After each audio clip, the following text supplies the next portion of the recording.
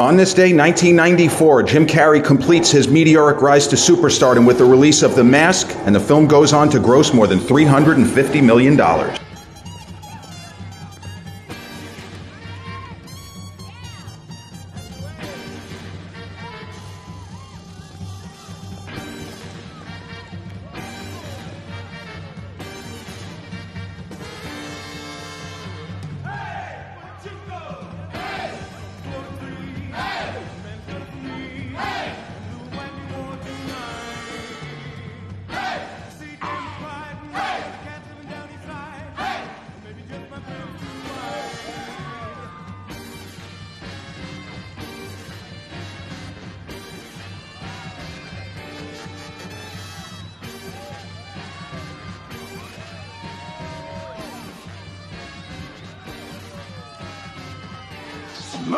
And we're back, like we never left. Welcome to episode 258 of the Confessions of a Not So Dangerous Mind podcast. I'd like to thank you all for spending some of your Blue Monday morning with me here in New York. Once again, we're going to skip past all that promotional jazz and get right to the guts of the episode. Today marks the 30th anniversary of The Mask, the 1994 film directed by Chuck Russell and starring James Eugene Carrey. Now, Jim Carrey, as some of you know, had worked in the movie business for a number of years, mostly below the radar, had done a ton of stand-up comedy, and had a reputation. He'd already had a little bit of a cult following among Gen Xers because the movie Once Bitten was another one of the Gen X standards, which HBO and Cinemax ran all the fucking time. All the time. I probably watched Once Bitten 20 times. Anytime it was on, I turned it on. I never saw anybody like that guy. And I was already a Robin Williams fan, but he was still different than Robin. Their ability to create, their ability to ad-lib and just make things funny off the top of their head. They did it in different ways. So Jim Carrey was somebody that I followed, that I knew of. I didn't watch what was that show called, Duck Factory? I didn't see that show. I didn't and hadn't heard of him until Once Bitten. And then I saw him again in a pretty significant supporting role as Nicolas Cage's best friend in Francis Coppola's Peggy Sue Got Married. Francis Coppola wouldn't have cast him out of the blue. He clearly was either impressed with his stand-up or what he did in Once Bitten, where the script is really not good at all, and he makes it entertaining by sheer force of will and just raw talent. And then Clint Eastwood cast Jim in The Deadpool, the fifth and final Dirty Harry film. And the story goes that he had never met. Clint and Jim had not met to that point. But whether it was Jim's agent sending a tape for an audition, I don't know the mechanics of it, but Jim tells the story. I think it was at AFI tribute to Clint Eastwood many, many years ago, but Jim was already a big star.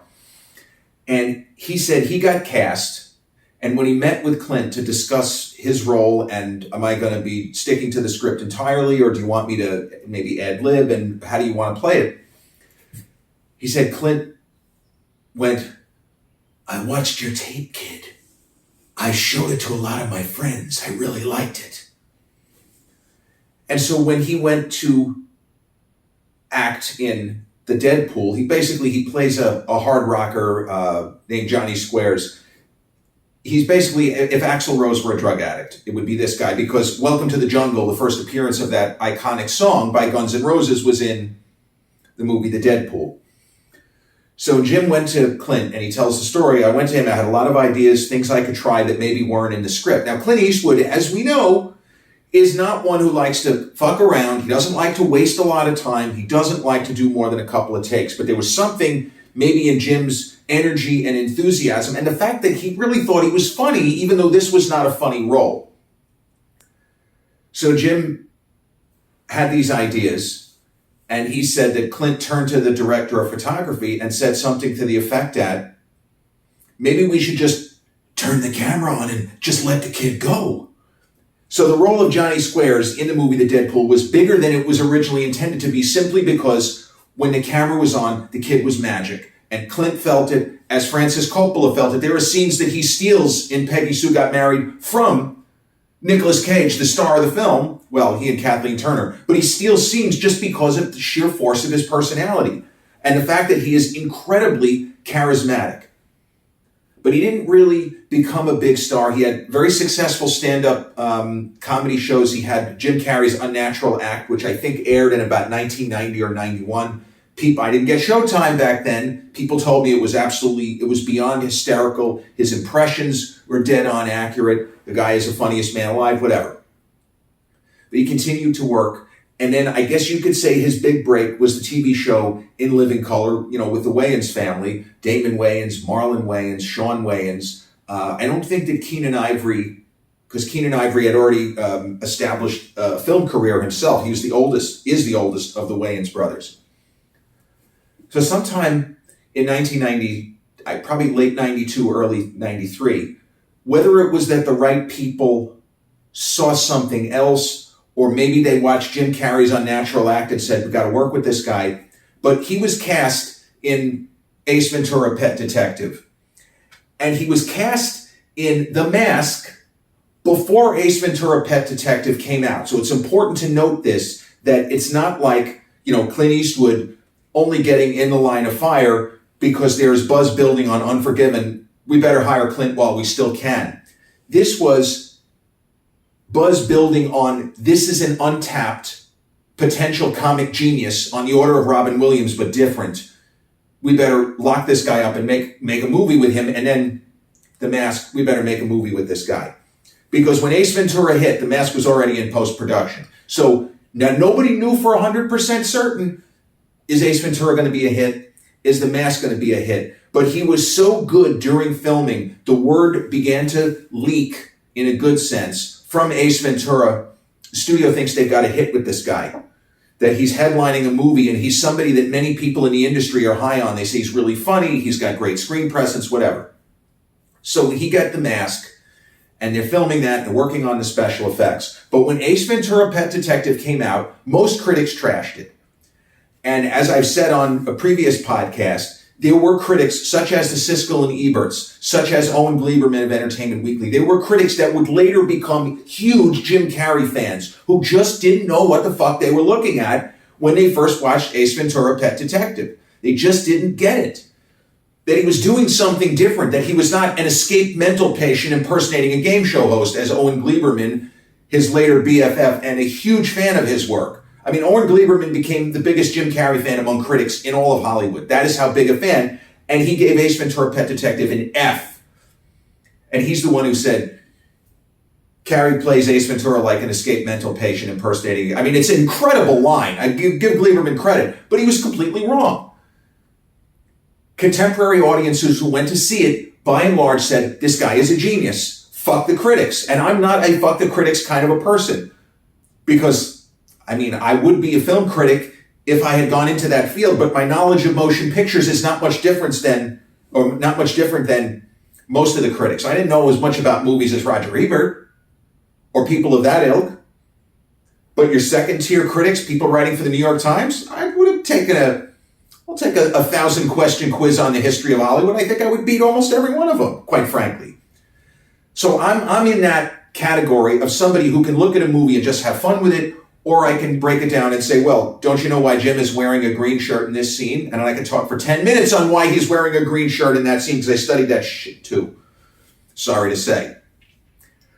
But the success of Ace Ventura got people excited for The Mask. People within the industry said, wait a minute, we think The Mask is going to be even bigger, and it's a better movie than Ace Ventura because it's a more complete story. It has elements of animated films, the kind of Tex Avery, like edgy Warner Brothers type stuff. And Jim is great. And we have this young actress, Cameron Diaz. We think she's going to be a big star. That's literally what happened. And by the time The Mask came out, the critics who had been so cold towards Big Jim in Ace Ventura, many of them already came around. Many of them were already saying, okay, I think this guy is a keeper. Maybe we misjudged Ace, or even though I don't think Ebert said maybe we misjudged Ace, but he liked The Mask. He became a fan. And Entertainment Weekly, Owen Gleiberman, he actually said, I think I'm getting why this guy is a star. I'm not quite there yet, but I might get there. He was leaving the door open that, yeah, maybe I fucked up that Ace Ventura review. Maybe this guy is a genius and I just didn't understand what he was doing up there. It's the way it goes. Robin Williams was an outlier because when he did his crazy, unbelievable shtick with Mork and Mindy, nobody of influence said, throw a net on this fucking guy. They all said, whatever he's doing, I want more of it. And it didn't, Jim Carrey and Ace Ventura, it didn't hit the same way. But fortunately for him and the movie business at large, people went to see it. And Ace Ventura: Pet Detective was not a big budget. The Mask was a bigger budget. Still not outlandish. Now, Chuck Russell, the filmmaker, and the real Jim Carrey, was a huge fan of the kinds of cartoons that I'm talking about. The Warner Brothers, which were pretty edgy for the time. You know, Duck Dodgers in the 24th and a half century, the first cartoon that was shot in 3D. This is stuff that doesn't seem like much now. But at the time, it was a big deal. The first time anybody does something, a large-scale animation, even if it's 5 minutes in 3D, well, somebody has to be first, right? So Chuck Russell talked about how he knew from previously, because he was familiar with Jim's work, otherwise he wouldn't have cast him before Ace Ventura hit.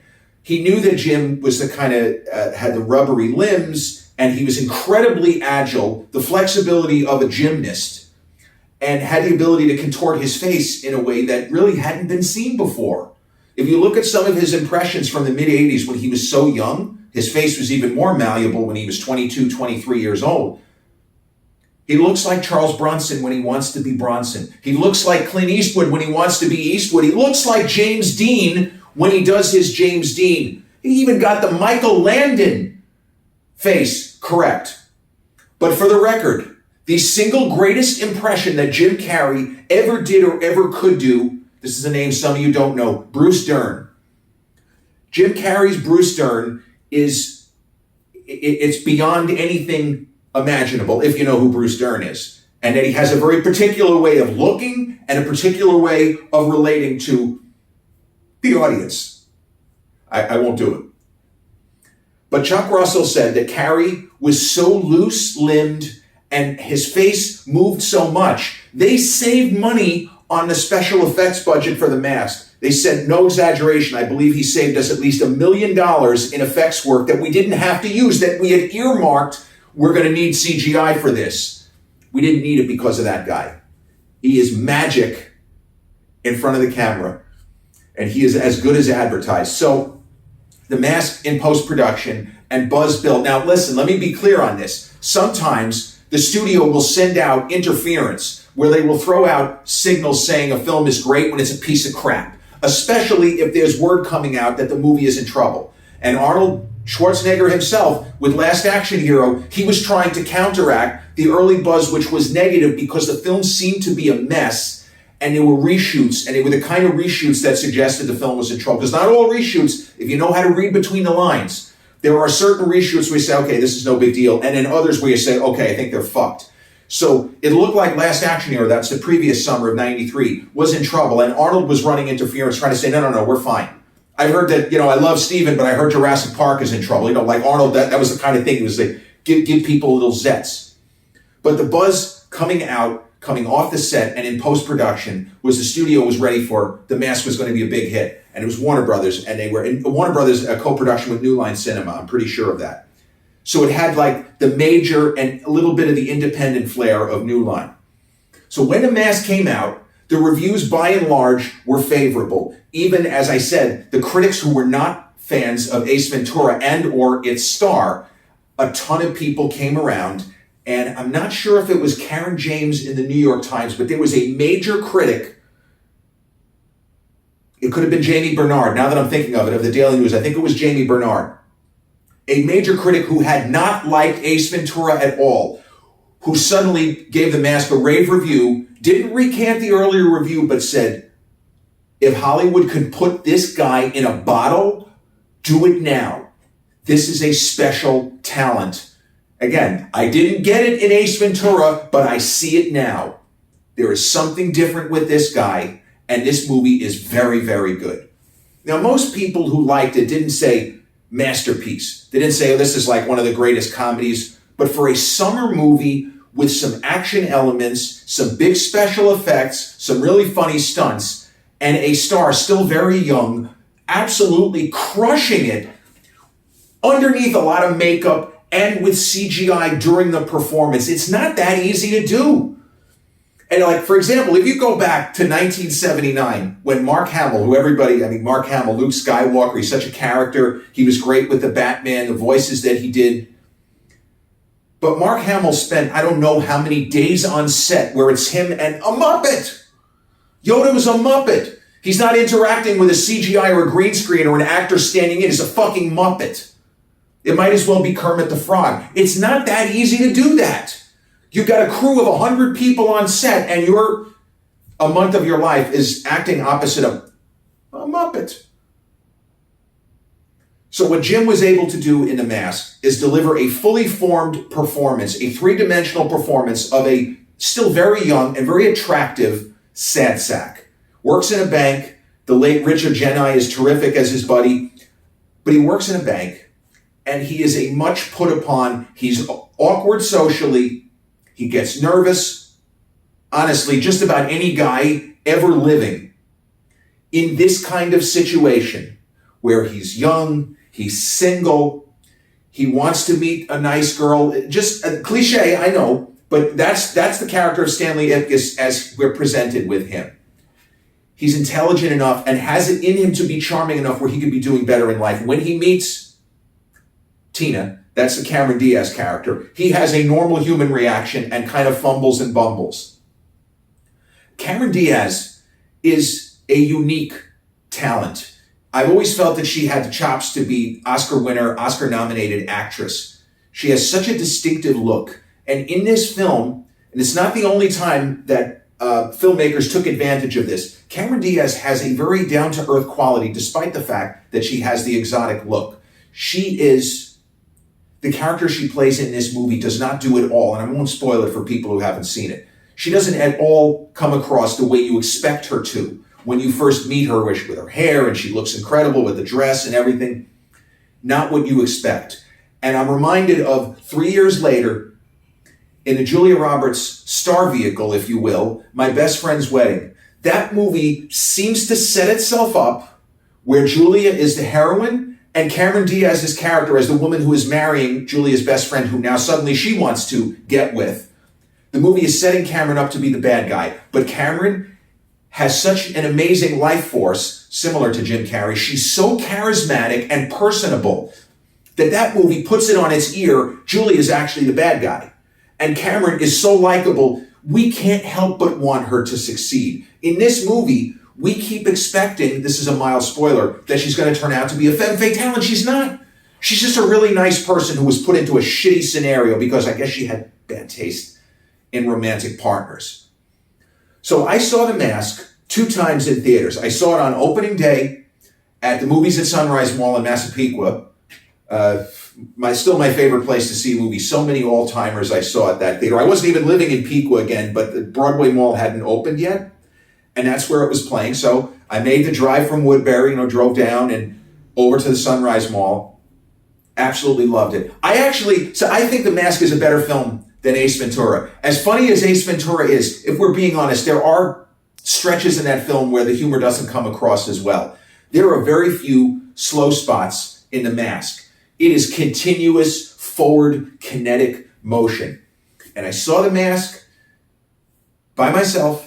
And I liked it so much that we had a family vacation to Florida, my dad, my sister, and I, in the, June, July, 1994, whatever. I saw it in Florida and absolutely loved it just as much the second time. In fact, I think the second time there was like a studio surround, like it was a bigger screen. I think I liked it even more the second time. So the movie has the rewatchability factor. Ace Ventura has the rewatchability factor too, but I feel like The Mask has even more because the special effects are so well executed, and you can almost play a little game, try to figure out when is it Jim Carrey and when is it a special effect. The blend of it, Russell did a terrific job. Now, Chuck Russell had an up and down career, but he did direct 2 years after The Mask. He directed Arnold in Eraser. And Eraser is notable in that it's probably Arnold's least well-known big hit. it's not that good. Russell's direction is right on the button, on point, and he gets a pretty good performance out of James Caan. And Vanessa Williams comes across with a very kind of believable, despite the kind of action movie trappings of shit blowing up real good for 2 hours.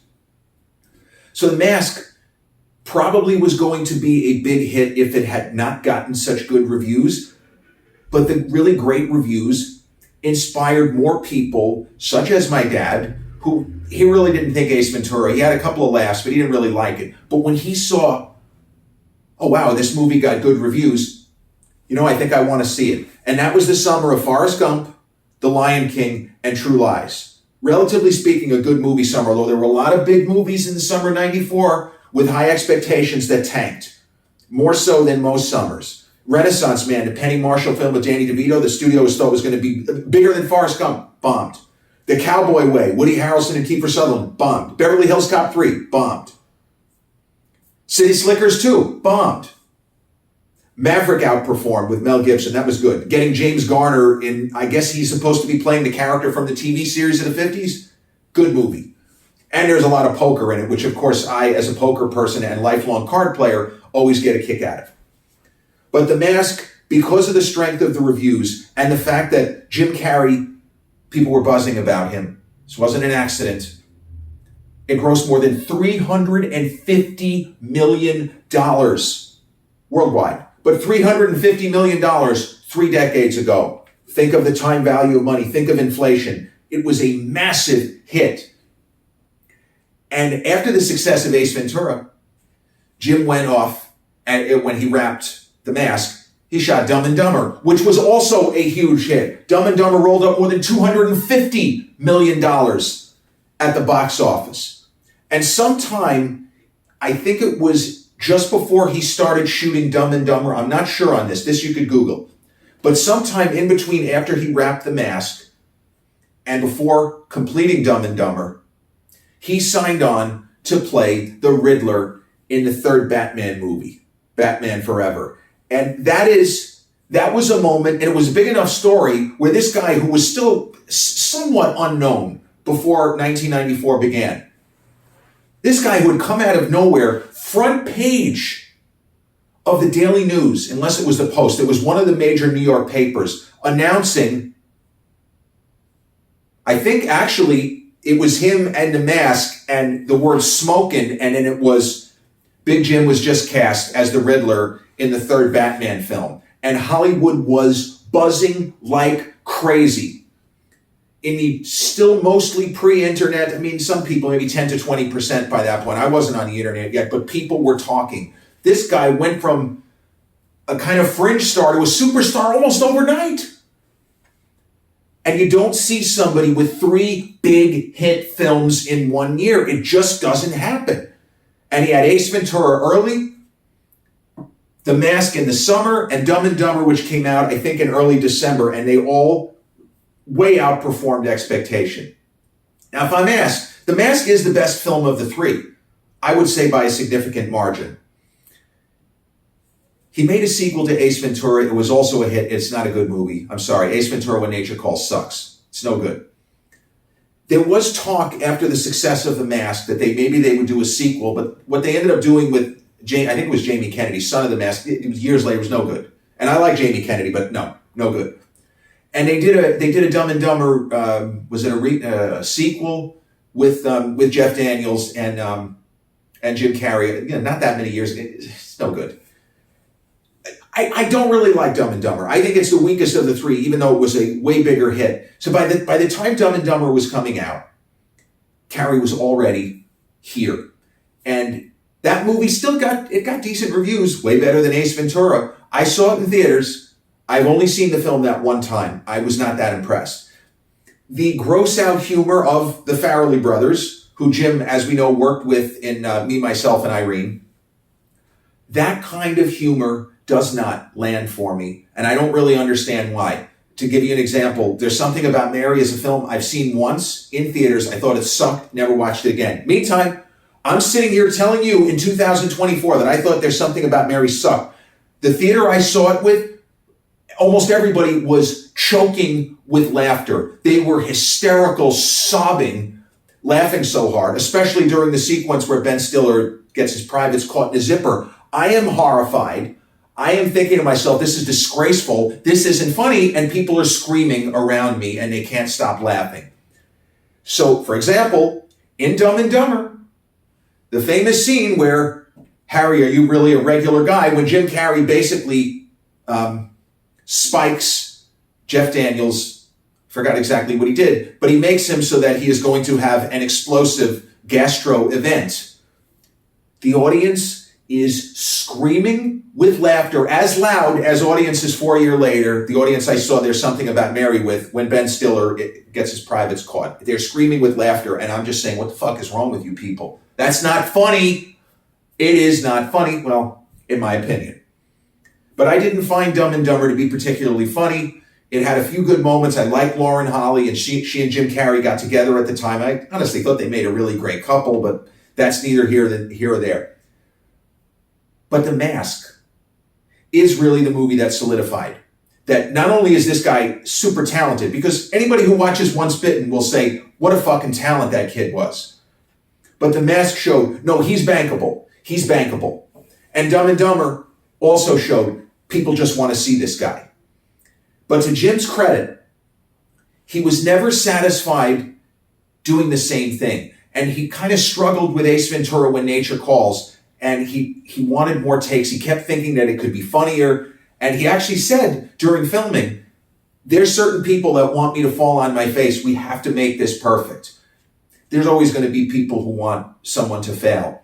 But going further from that, Batman Forever should have been a better movie. There's supposedly a director's cut out there floating, which apparently is an improvement. I like it, don't get me wrong. And that was also a humongous box office hit. Batman Forever, the summer of 1995. Jim is the best thing about the film. I love Val Kilmer, but Val really isn't given that much to do. And I feel like Chris O'Donnell was miscast. And I'm a fan of his too. He almost a million years ago was interested in one of my scripts. I wish that had happened instead of, what did he do? That movie where with Renee Zellweger, I forgot the name of it, where he played a guy who, the two of them were engaged, and it wasn't very good. But The Mask showed that Jim Carrey was bankable.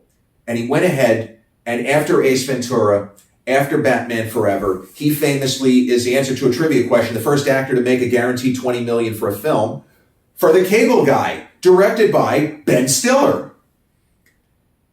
And, you can get into an interesting comparison. And when you talk about film comics, you have the Ben Stiller kind of film comic, the Robin Williams, the Jim Carrey, the Chris Farley. How do you compare? It's impossible because everyone does something different. But what Carrey did with The Cable Guy, they made a black comedy, totally different than his earlier work. And the irony of The Cable Guy is, if they had just made a straightforward comedy with more or less the same concept, the film would have been an enormous hit. Because there are people to this day that will say, Cable Guy is one of Carrey's best performances, that he is dynamite, just from the actorly perspective. Because the guy he plays, not particularly likable, probably a psychopath. I don't think he's a sociopath. I think he's a full-on psycho. And Jim just absolutely crushes it. But even there, it showed he wanted to reach, to stretch. He didn't just want to coast. So there's nothing wrong with making a movie where you're kind of coasting, or that you're doing something that you think the audiences would like Liar Liar, which was an enormous hit. But then after Liar Liar, Jim Carrey made what I think are his two best films, masterpieces both, The Truman Show with Peter Weir for 1998, and Man on the Moon with the extraordinary, the late, great Milos Forman. None of that happens without Ace Ventura landing early in 1994 at a time the box office is kind of a soft period, generally speaking, in January of years, and then The Mask just blowing up. But critics responding to it. It's very important, because if critics had not responded, if they had been as resistant to him as a performer in The Mask as Ace Ventura, I don't believe that his career turns out the same way. It was the fact that Chuck Russell managed to get a good cast, Peter Green with the cheekbones, and Peter Riegert is very funny in his role. If The Mask had not been as good a movie as it was, I don't think the rest of it happens. Now, Carrey would have still been working. He would have made Dumb and Dumber. But his career path, the trajectory is different. It showed this guy is a real talent, not just a comic. This guy has it in him to do different kind of work as an actor. Doesn't just have to be funny 100% of the time. Doesn't have to be sight gags or, hate to say fart jokes, but fart jokes are always big with kids, right? But it is hard to believe that The Mask is now 30 years old. 3 decades. July 29, 1994. This has been episode 258 of the Confessions of a Not So Dangerous Mind podcast. I'd like to thank you all for spending some of your Monday morning into afternoon here with me in New York. If you caught this episode on the YouTube channel, haven't done so already, please click like, subscribe, comment, share, turn on those notifications. Or if you catch this episode on the audio platforms such as Spotify or iTunes, same general rule applies. Click like, subscribe, share, and turn on those notifications. I'll be back with a new episode real soon. Till then, peace.